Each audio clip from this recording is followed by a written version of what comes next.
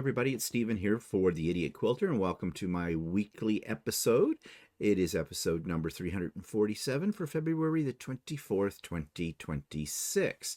So yesterday, if you joined me or not, or if you saw the replay, I did something that was a first. So Monday morning coffee with Stephen, that's the new title for it, we went live just to try it out as an experiment, and I was really pleasantly surprised that I had almost 60 people there at 8 o'clock in the morning Eastern time. So that was really neat. And when you do something live with a group of people listening to you and chatting away, it adds a new dimension to whatever you're doing. Now, it was successful. I will do it again. I'm thinking that I'm going to do it either the first or the last Monday of every month. We'll see how that goes. I haven't decided exactly yet. I guess if I'm going to do it the first Monday, I would have to do it next week. And no, I have other things planned for next week. So no, I think it's going to be the last Monday of every month, but stay tuned and I'll let you know. Anyways, on to the Idiot Quilter. And what I have to show you this week that I've been working on, well,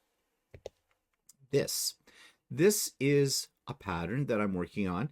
I've shown you the panel before. It's an indigenous panel, and the fabrics I'm using are indigenous.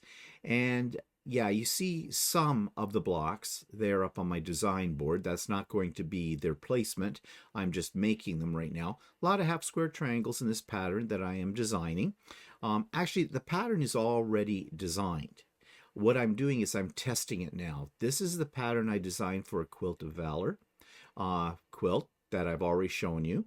Falling Leaves, I called it. This one I'm naming after the panel right now. I'm calling it Healing Waters. And I'm using exactly the same pattern, but I'm using this as a test to make sure that my pattern makes sense. I've also been producing what I might call a universal. Well, right now I've given it a working title of Pick Your Own Adventure quilt, which is the same pattern, except I've written it up without any fabrics included in the diagrams and the pictures. I've just made it generic. So the idea with that pattern is you can substitute your own panel and your own fabrics for it, whatever those may be. So yeah, now I haven't released any of this to the wild yet, and I will be releasing it once it's completely done and I'm satisfied that, the pattern is not going to give anybody any problems. I'm well experienced with patterns that are poorly written, and I don't want to be in that category. It will be free. They'll all be free. I don't charge anything for my patterns. And I am producing a video as I work through this pattern as well. So I'm doing a lot with it right now, so that's why it may not be released for another month or so.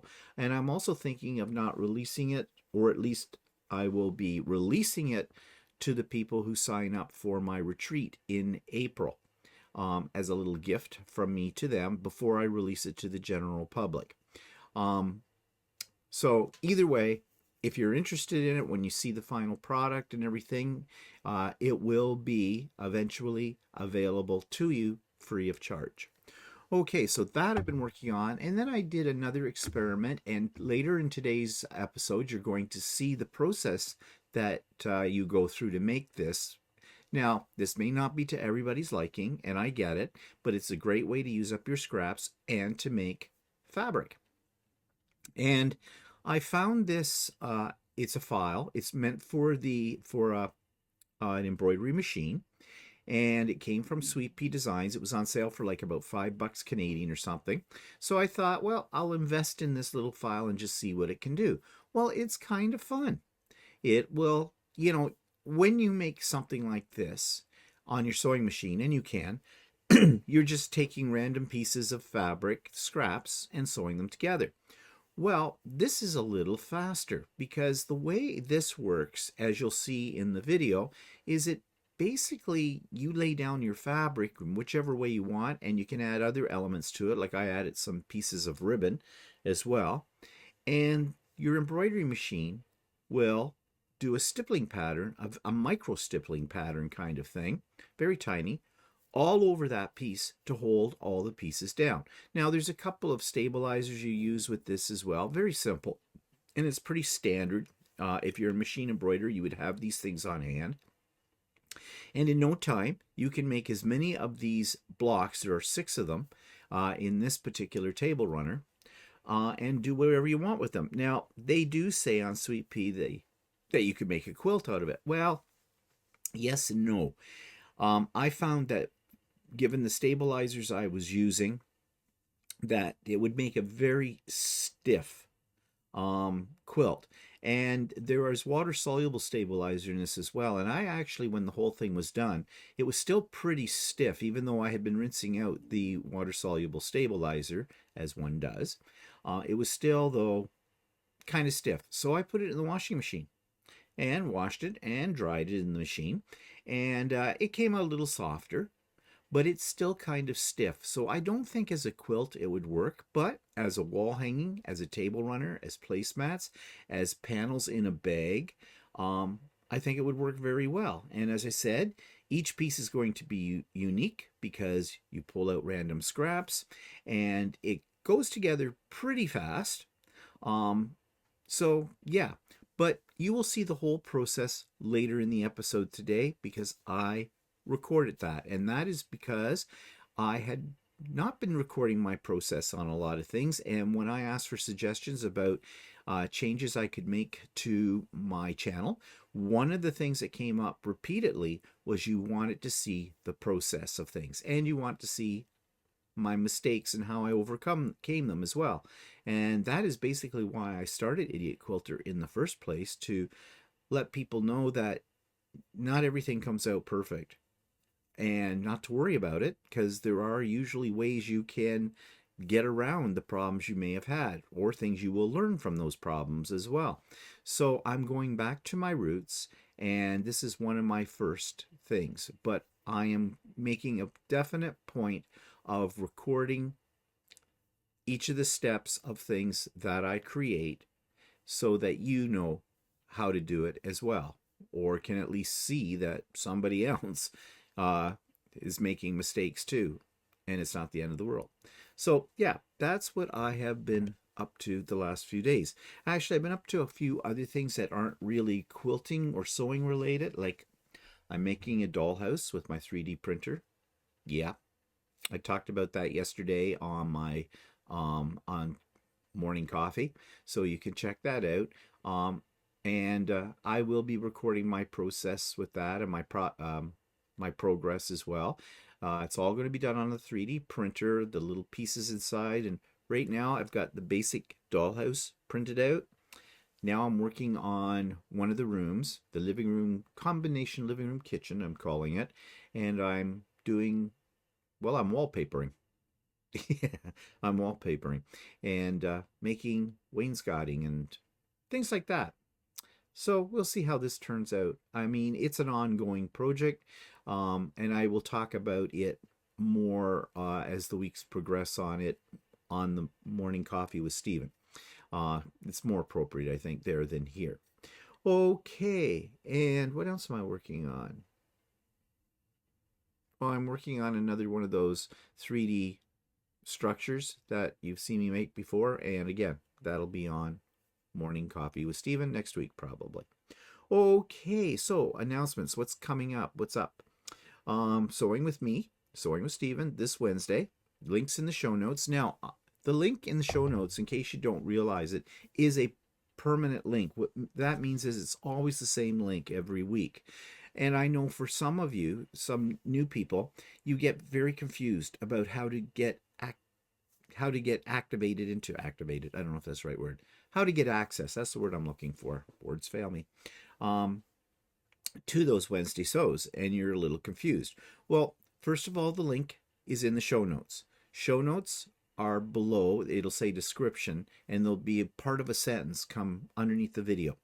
And then you'll see the word more. Click on the word more. That'll expand the box, and you will see the link there. It's a Zoom link. Just click on it. But if you intend to come back many times or something like that, then I would suggest you copy the link and paste it into a document that you maybe keep on your computer somewhere, you know where it is. And so every Wednesday when Sewing with Stephen occurs, you don't need to go to YouTube to find the link in my videos. You can go right to what you copied and just click on that and you're in. That's a faster way to do it because I don't change the link. It's always the same. Just a tip. Okay, so that's on Wednesdays. You open up the doors at 9 a.m. Eastern Time, and we're finished around 4, but it's come and go as you please. Work on whatever you want. We're a fun group. Enjoy. A lot of friendships have been made on this group. A lot of friendships, well, the people that come on there, I consider them my friends, ones who come week after week, because we get to know each other really well. And, if you're feeling a little lonely or whatever, you need human contact, great way to do it because it's a great group of people. No judgment, no drama. We're just have a good time and we're very supportive of each other's works and we share ideas and tips. And, if you're running into a problem with something, just feel free to ask because someone will have the answer for you. You can bet on that. Okay, pop-up sew day. We had one last Saturday. We had about 25, 26 people there at the height of it all. It was a good day, lots of fun. Same thing there as with Sewing with Stephen on Wednesdays. The pop-ups occur at least once a month.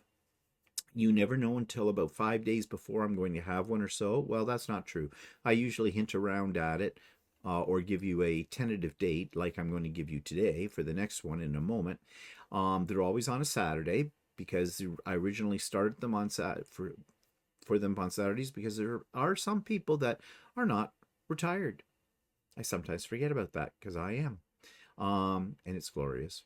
But, they wanted to be able to join in, but, had to go to work. Work, nasty thing, gets in your way sometimes. So that's why they're always on a Saturday.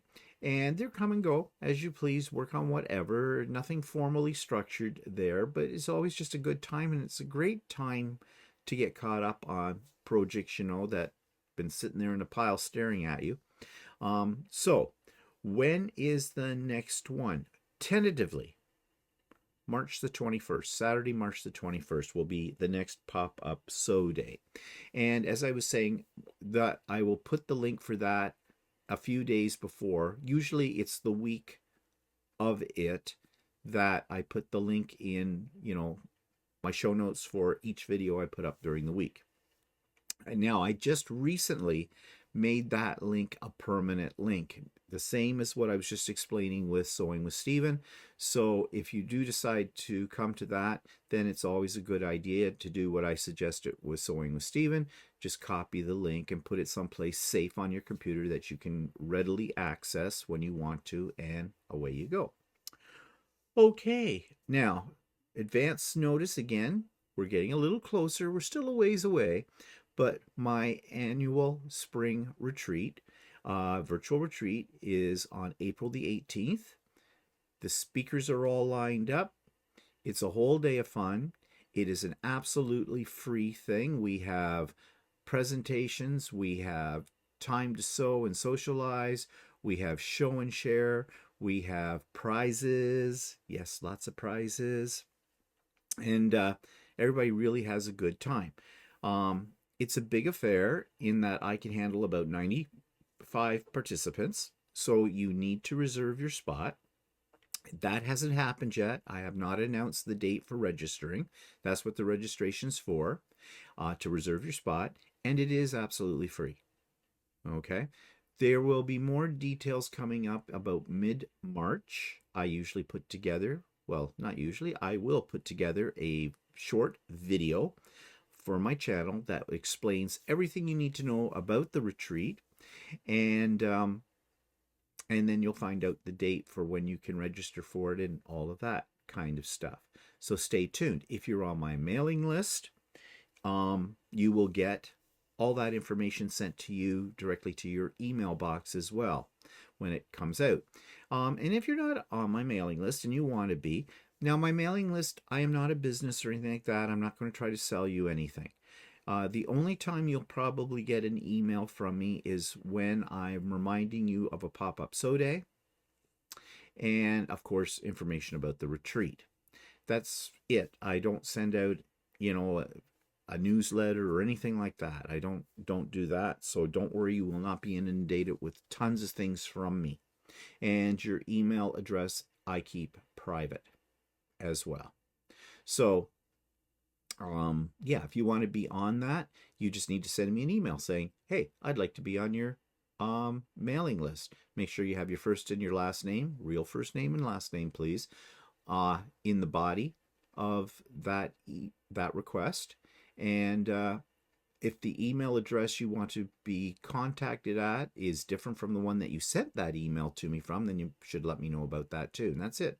And then I'll send you a confirmation that you're on the email list. Now you're going to say, how do we find your email address? Well, easy. Go into the show notes, that part I was just explaining underneath the video, and expand it by hitting the more, and go way down to the bottom of the screen, and you'll see something that says about. Click on that, and you will find my email address. Now it'll probably be blocked out for you until you verify that you're a human being, and it's right there in front of you. It'll tell you what to do. It's easy, very easy, and then it'll all will be revealed. Yep, right there. Yeah, so do it. Okay, let's go to subscribers' comments from the last week's episode.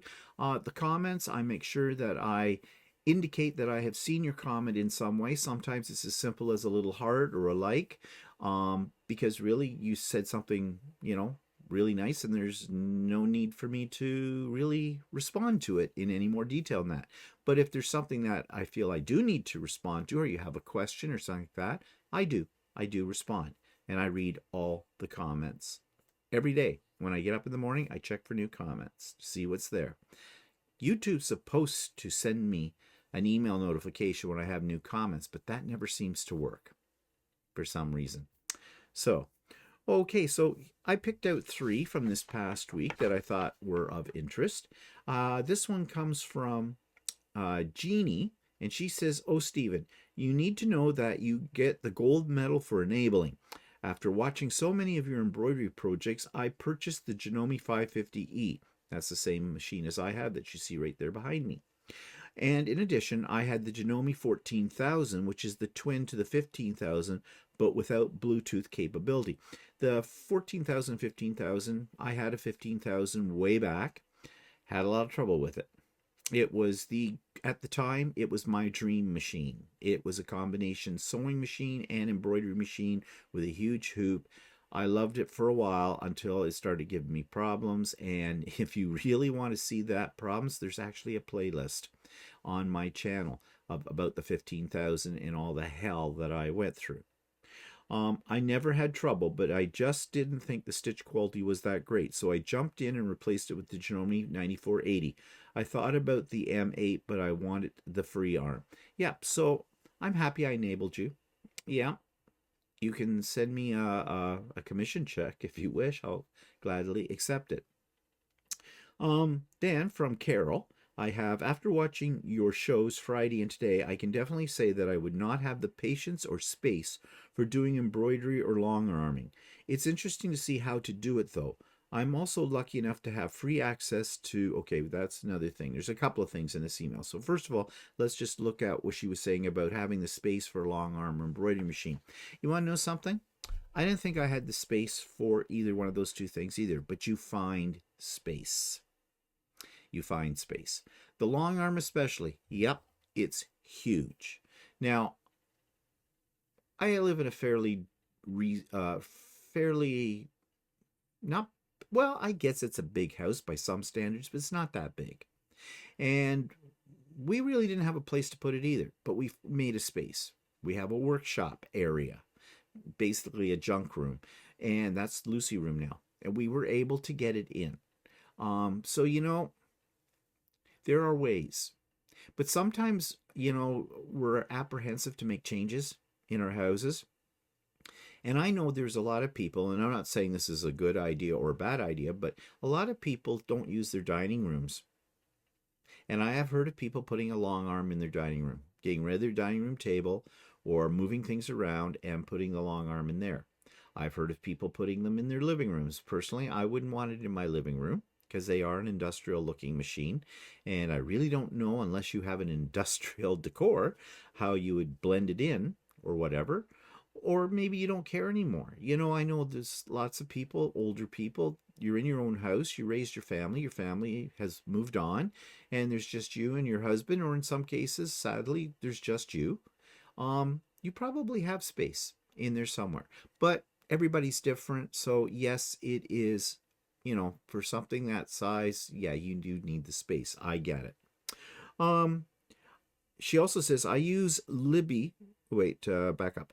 I am also lucky enough to have free access to Libby and Hoopla through my local library. Now, this is a lot of libraries, I guess, have these. I have not used it myself, but we talked about Libby last week, and it's a way of, electronically downloading or reserving books or whatever.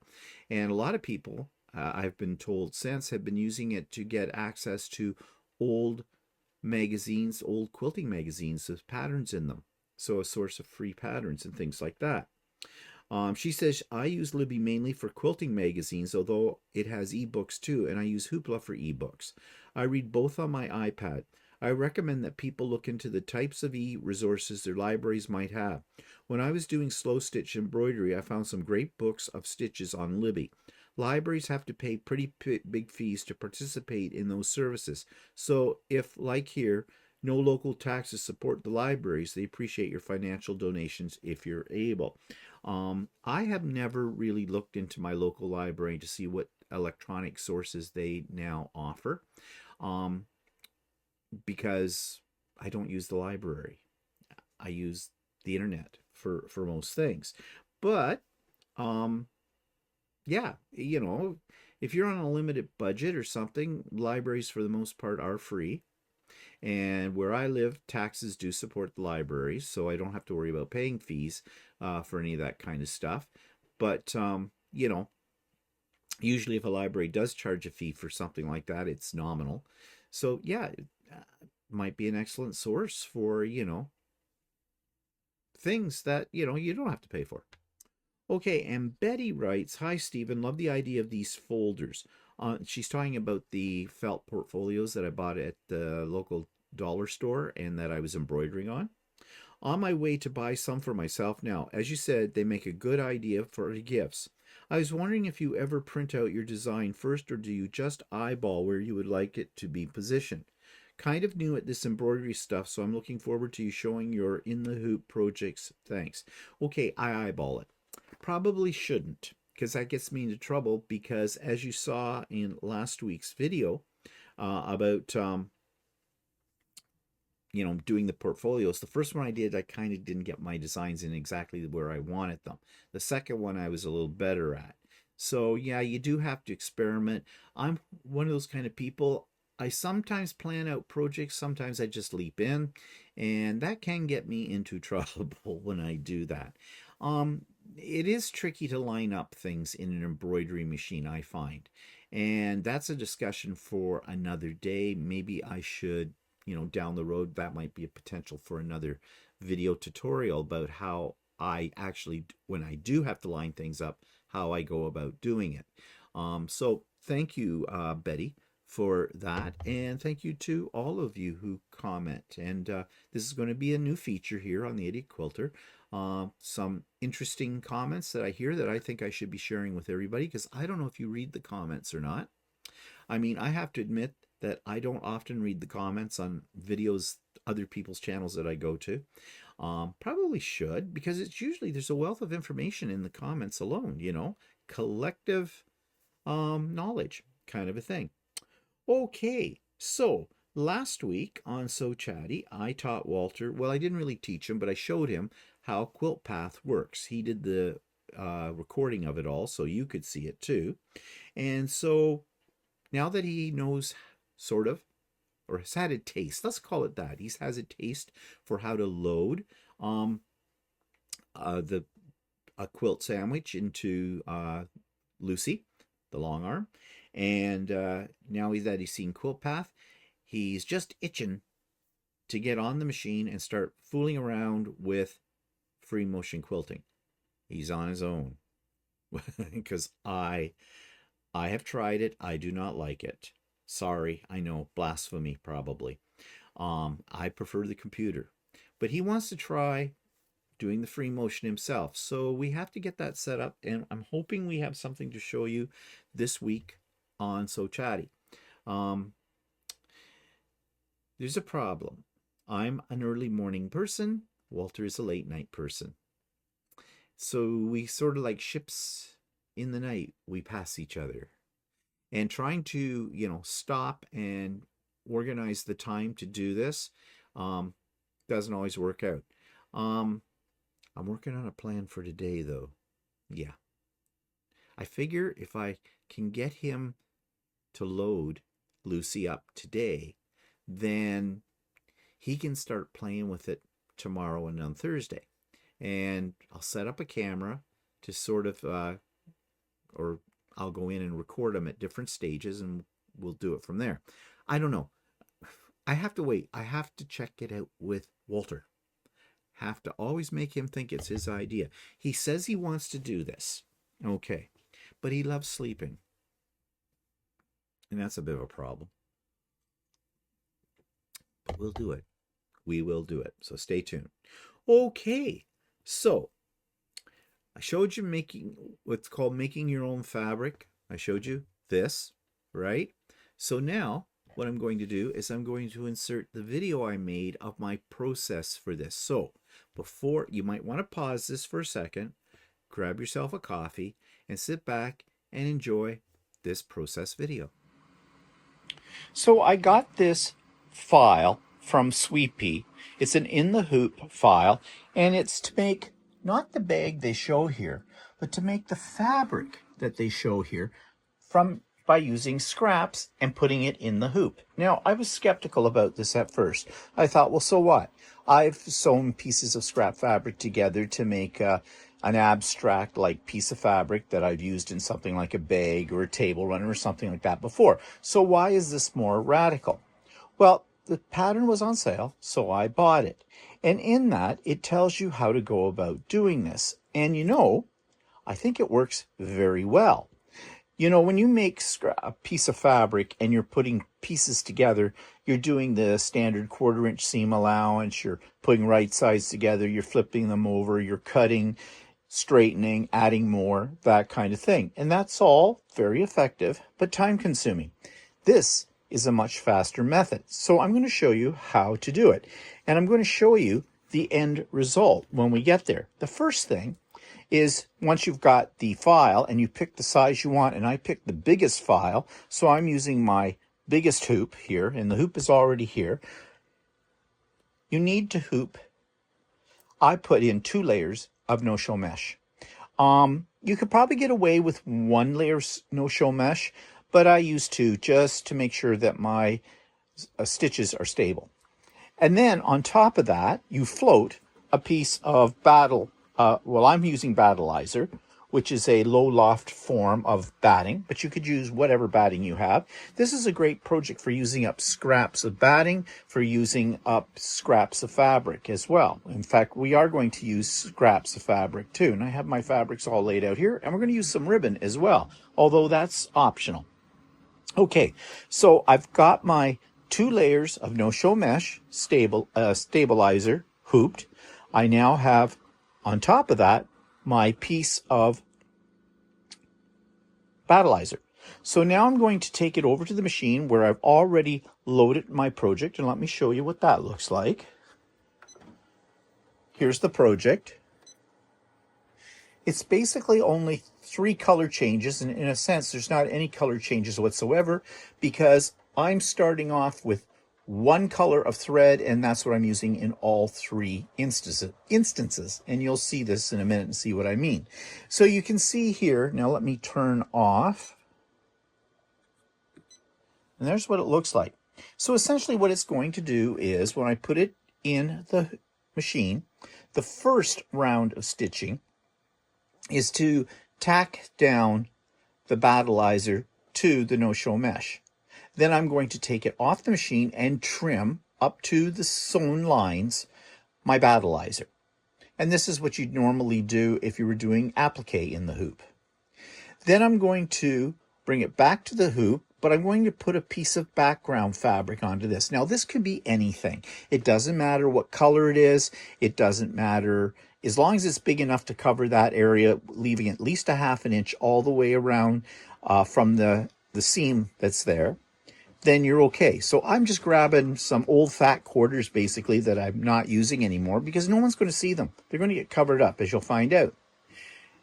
So you take that, lay it down, it'll stitch the second row of stitching around that to tack down the fabric. And then you're going to take it off the machine and lay out your scrap pieces. And I'm going to show you what that looks like in a minute. Then you bring it back to the machine and it does this stippling pattern all the way around. And that's what holds all of your pieces together. Now you do put a piece of water-soluble stabilizer on top of that after you've laid out all your scrap pieces for it. And the stippling happens over top of that, and then you rinse away the stabilizer and you've got your piece of fabric. So I'm going to show you this process. So first thing I'm going to do is I'm going to put the frame with the battleizer and the no-show mesh into the machine and let it do its tack down line. And then I'm going to take it off and trim the batting, and I'll show you what that looks like. Okay, so the machine is doing the tack down stitch for the battleizer that's on here, or the batting, whichever you prefer to use. It doesn't make much difference. Do you need to have battleizer or batting on this layer? Probably you could get away with it without having it, but I'm going with the instructions that Sweepy had in their files. So yeah, but you probably could. I think in that case I would use maybe 3 layers of no-show mesh just to give it extra stability, because there's going to be a lot of stitches in this, as you're going to see when it gets to the stippling part. So once this is finished doing this tack down, I will take it off the machine and I will trim right close up to that seam line. You can see that, to get rid of the excess battleizer. And then I'm going to lay down my background fabric and tack it down. So I have trimmed my battleizer all the way around, and I got it as close as I can without cutting my stitching. If it's a little jagged here and there, it doesn't really matter, because that'll get all buried into the next step. And then I'm going to take my background fabric, and as I said, this can be anything you've got that's big enough to cover those lines, leaving a 1/2 inch all the way beyond the seam allowance. And I'm using up a lot of fat quarters I'm cutting because I have tons of them and I'll never use them all up in 1,000 years. So I'm floating that on top of this, and I'm going to put it back in the machine, and it's going to stitch a tack down line all the way around this. So the machine is now doing the tack down line on the background fabric. Again, you don't have to worry about the color of this or anything, because you're not going to see any of this. This is just going to form a substrate for mounting all of our scrap pieces of fabric. So when this is done, which it is right now, I'm going to take it off the machine and I'm going to start laying out my scraps. Now I'm going to show you what I'm using for scraps. These are all just random pieces of fabric that were left over from other projects, and I've cut them into various sizes of squares, and this is what I'm going to use. And I'm just going to pick them at random and lay them all out. I want them to overlap each other, but I don't want too many layers because I don't want to make it too thick. And when I have that done, I'm going to take some of this ribbon here, and I'm just going to cut off random lengths of these various ribbons and lay those across as well. And then I'm going to put my water-soluble stabilizer, one layer of it, on top, and then put it back in the machine. So I'm going to do that now. So I've laid out all my pieces, and I just put them down at random, and I didn't care about what design was on them or anything like that. Now, if you wanted to get a little bit more designer with this, you could. It's up to you. But I just threw them down quickly. I cut random lengths of several different ribbons and I laid those on top. And you can use other things like Angelina fibers or other types of ribbon that have different designs, whatever you want on here. So the next part is for me to lay my water-soluble stabilizer, which I have right here, over top of this. I just lay it down on top of it, make sure there's no wrinkles, and then I can put it back in the machine and let the machine do the stippling. And it's the stippling that's going to hold everything down because it's a very fine stipple. So now the machine is doing the stippling, as you can see here on the screen. And it is a very, very small and close stippling. And it's that which will hold down everything that's underneath the water-soluble stabilizer. And I'm doing it in the same color that I started with. You could mix the color if you so wish. Again, I'm just leaving it to this basic color. So I'm going to let this work on this. It's going to take, according to my machine, 33 minutes to finish this up. So when it's done, I will show it to you then. Okay, so the embroidery machine is finished doing the stippling across this. And if you take a look, it's kind of hard to see, but you can see how dense and tiny those stitches are, and that's what's holding everything down on here. So the next thing to do is to take this out of the hoop, trim it up, trim the excess stabilizer off it, and trim it so that I have a 1/2 inch border all the way around from the seam line, and that'll create a seam allowance when I put pieces together, and let it dry once I've rinsed out the stabilizer, which I let it air dry, and that usually takes pretty much a full day if you want to get it really done properly. So I'll come back and show you what a finished piece looks like. So here are a couple of finished pieces. They're sitting here drying. I just let them air dry, as I already said, but you can see you now have fabric. Now I can take these and do many things with them. I could put several of them together and make them into a tote bag, or I could make them into a table runner, or you could actually make them into a quilt too if you so desired. I haven't absolutely determined what I'm going to do with these pieces. I'm going to make a few more of these, and I think I might make a table runner out of this, and I might even do something else in terms of embroidery before I sew them all together, but I'll let you see that when I get that done. So here's what I did with all of my fabric that I created myself with all the bits and pieces and scraps and that kind of thing, and the scraps of ribbon. It's very, very colorful. So I thought, well, I'm going to put a border on this as well, and I did. And you can see I picked some fabric that was a cutoff from some backing fabric I used some time ago, and I just thought the colors in it would go with all the other colors that are in here as well.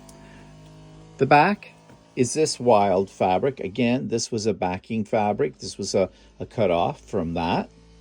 And I did some stitch in the ditch along each of the panels and all the way around it, just to hold it all together. And I also put in a layer of battleizer. And I did a little bit of quilting, just simple serpentine design, you can see here in the border. And that was done on my domestic machine.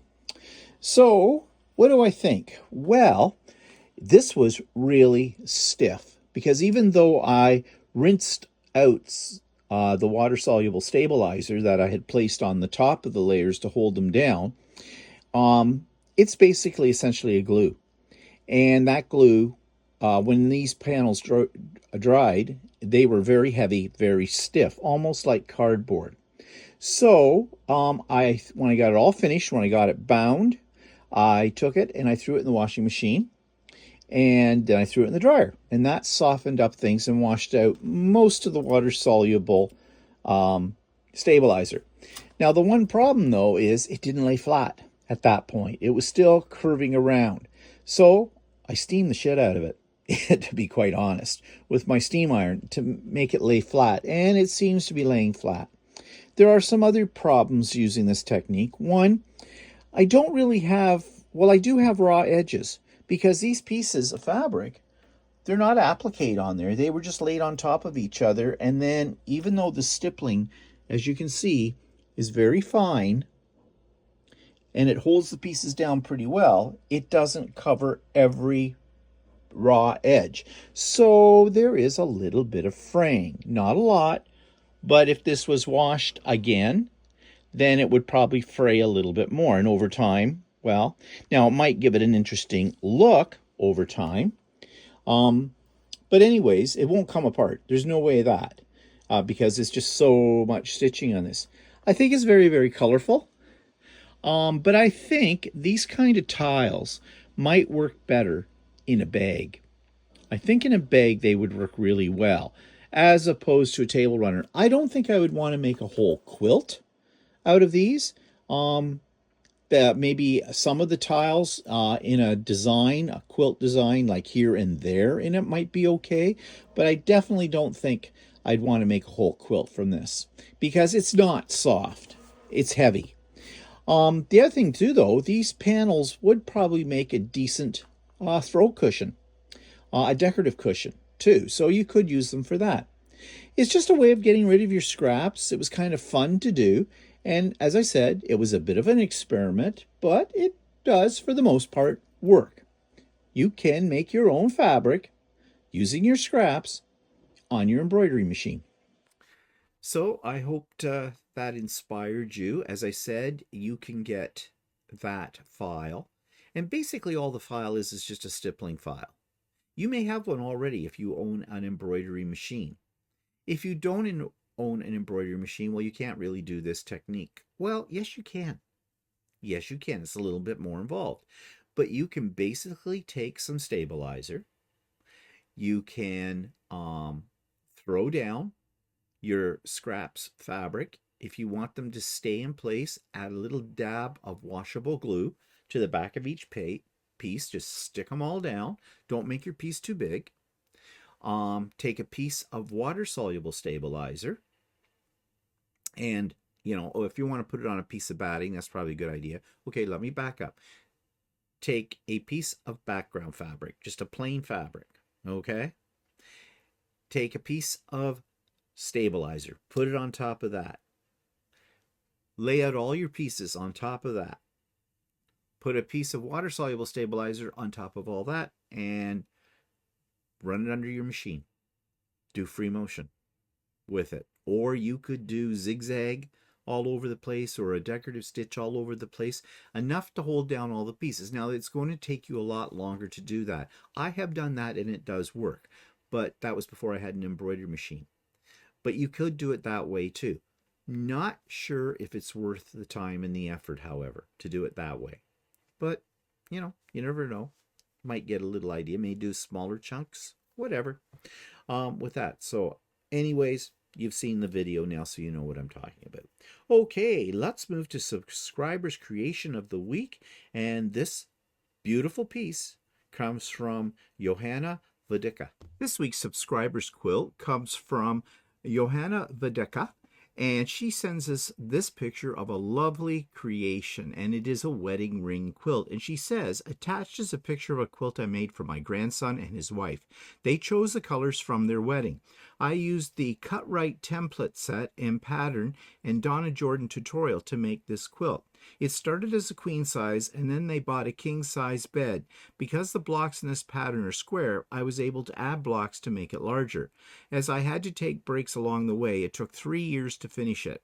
I felt a major accomplishment when I finished it. However, I doubt I will make a quilt this large again.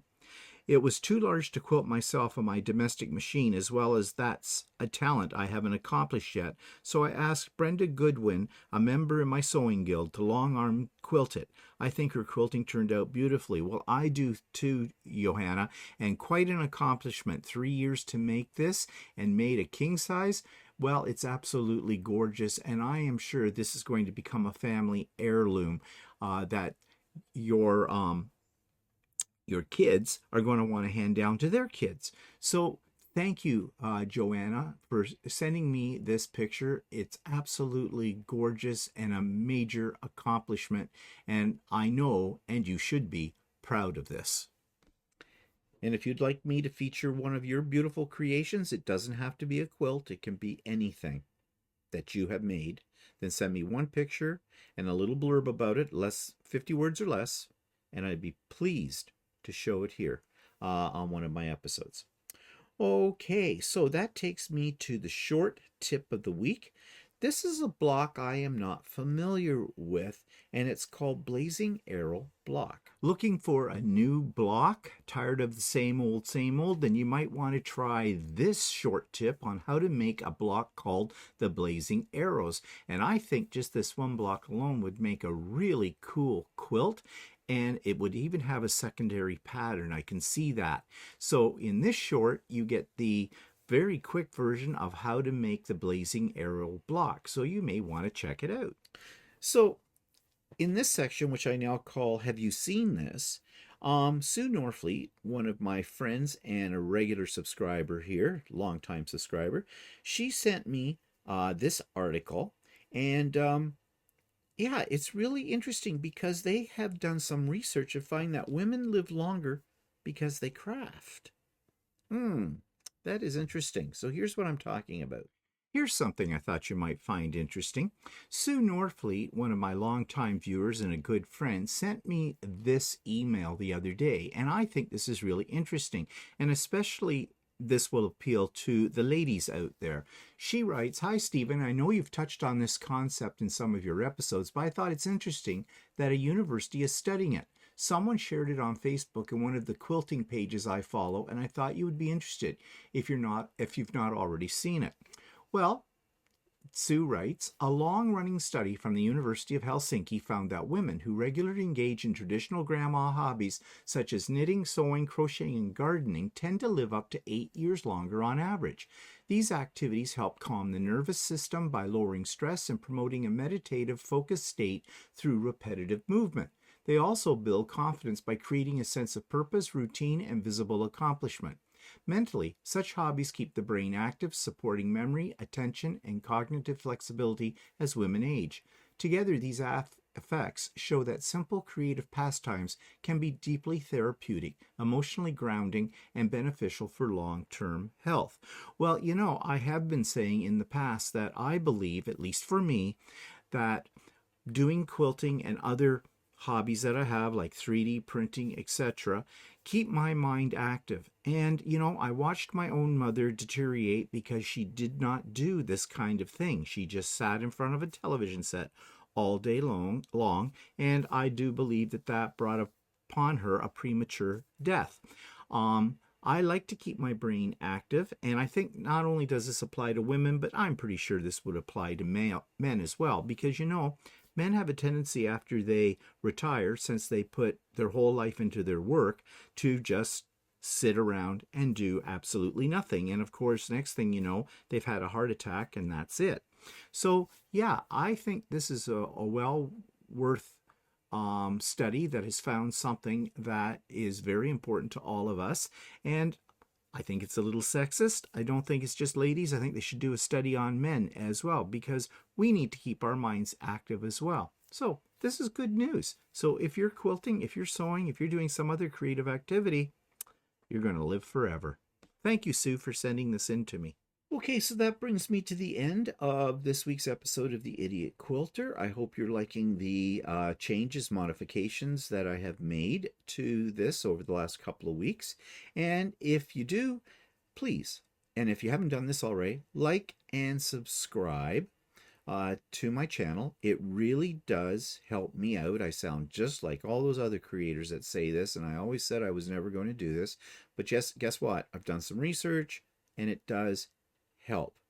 And I would like the channel to grow a little bit more. I'd like more people to be exposed to it, because after all, this is a bit of a niche here. So I'd like to get it out there. But anyways, thank you if you are a subscriber already, and thank you for the likes, and thank you for your comments, and thank you for being here, and just thank you all. And on that note, I'm going to say thank you, and we'll see you later. Bye for now. Hi, I'm just going to interrupt my program for just 1 second to remind you to like the video, to subscribe to the channel, and hit the bell for future notifications. That's all I ask of you. Show me a little love. Thanks.